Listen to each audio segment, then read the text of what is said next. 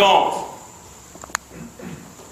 In September, we found out that the city of Flint was next in this irrational government that we call Lansing, I guess, and an irrational state legislature that's railroading ultra-conservative, fascist policies in the middle of our democracy. And Flint Road is a very simple story. We're building here. We've passed the balanced budget.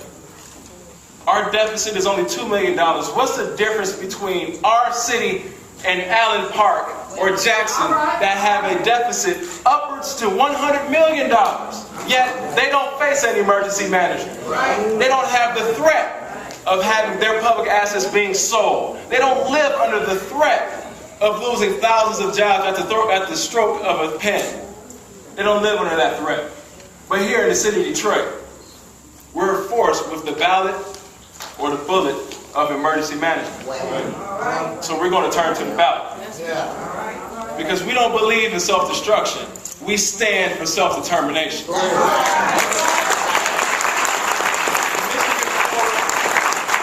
Michigan Forward is standing with Anthony, and we're matching their commitment to pushing us over the top of 5,000 additional petition signatures across the state. Anything less is unsatisfactory.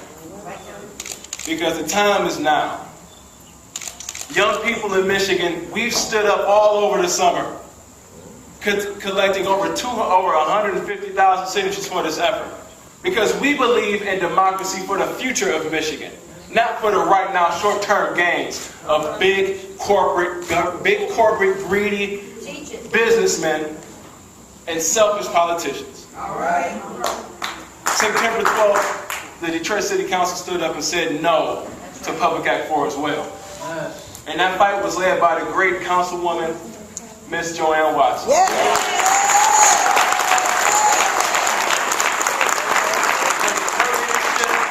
And Councilwoman Brenda Jones, this Detroit City Council unanimously stood up for the voting rights of the people of the city of Detroit.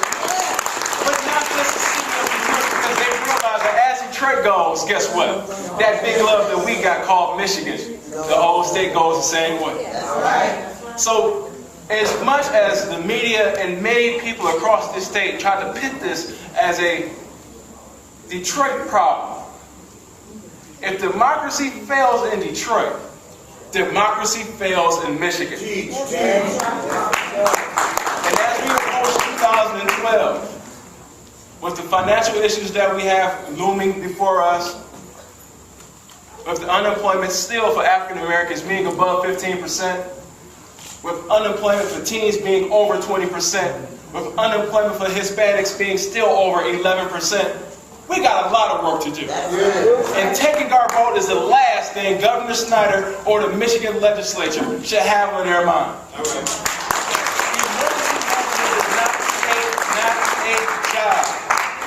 It creates a fiefdom. And I believe around 1492, some settlers came to this great country. I'm sorry, not 1492, a long time ago, excuse me. Some pilgrims came to this country in search of a better form of government. And they came here looking for liberty. They came here looking for freedom. And today, 2011, Detroit is still looking for freedom. Right now, 550,000 voters, registered voters in the state of Michigan, are disenfranchised, looking for a voice in their vote. If you don't believe it, look at November's election statistics. 9% turned out in Detroit. They don't believe in the system anymore. But we do. So we're hitting the streets. This weekend, you'll find us right at 6 Mile and Conf. Door to door with State Representative John Alumba.